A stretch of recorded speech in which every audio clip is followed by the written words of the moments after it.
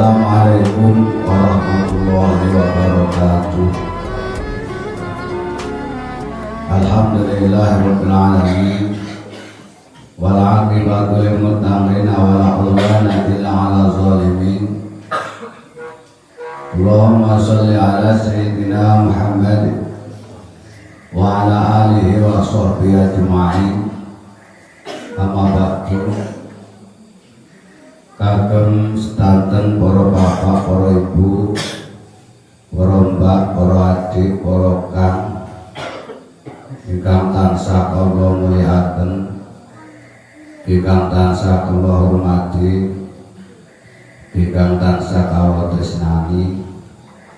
Mugi panjenengan sedaya ugi angsal kemuliaan wonten ngarsanipun Allah Subhanahu wa taala.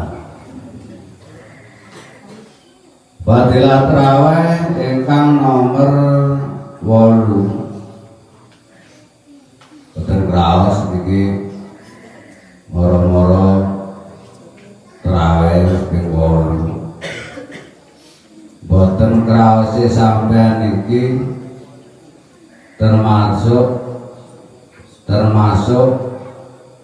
bentuk ikhlasipun penggalih panjenengan. Ati niku lek ikhlas lakon ibadah iku ora dipikir. Ngamal niku lek ikhlas iku ora dipikir. Ngamal opae, sedekah opae iku lek ikhlas ora dipikir.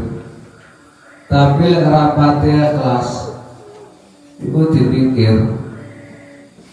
Ciri ibadah ikhlas iku mboten pati dipikir.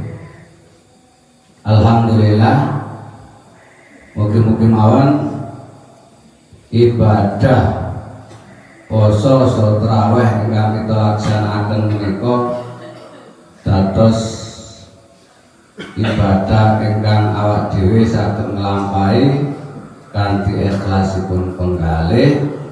Akhiripun ibadah menika dipun trami dening ngarsanipun Allah. Fadilah ingkang nomor 8. Wa bilailati saminati atau Allah taala ma'ata Ibrahim alaihissalam. Wa bilailati saminati lan ing dalem wengi kang kaping 8. Atau paring ing mukmin sinten Allah taala, Gusti Allah taala maing barang atau kang wis paring sinten Allah Ibrahim Nabi Ibrahim alaihissalam. Sinten kemawon ingkang nderek utawa ingkang saged nglampahi poso saha traweh pada malam ingkang kaping 8, mongko Gusti Allah paring hadiah, Gusti Allah paring anugerah kados ingkang dipun paringaken dhateng Nabi Ibrahim. Kula wangsuli sinten kemawon ingkang traweh malam tanggal 8, mongko Gusti Allah paring anugerah dhateng tiyang ingkang lampahi salat traweh kados anugrahe ingkang dipun paringaken dhateng Nabi Ibrahim. Nabi Ibrahim niku salah satu kekasih Allah. Bahkan putra putrinipun Nabi Ibrahim niku dados nabi, ngantos mandhap-mandhap ngantos dateng bangkitan nabi. Lah kula lan panjenengan sedaya menawi purun salat tarawih malam tanggal 8 dipun paring anugerah kados anugerah kang dipun paringaken dhateng Nabi Ibrahim.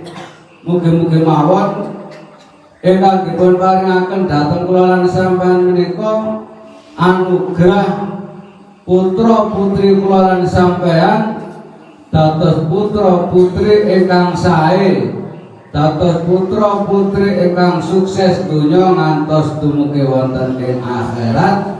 Lan mugi-mugi mawon putra putri kula lan panjenengan sedaya dipun paringi kuat iman, dipun paringi panjang umur, so dipun paringi ibadah kanthi istiqomah.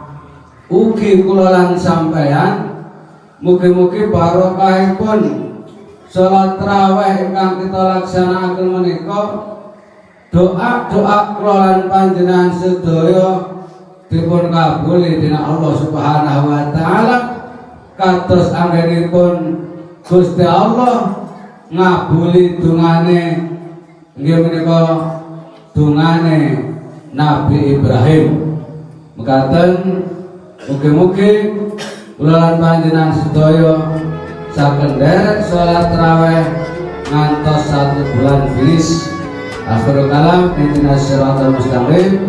Assalamualaikum warahmatullahi wabarakatuh.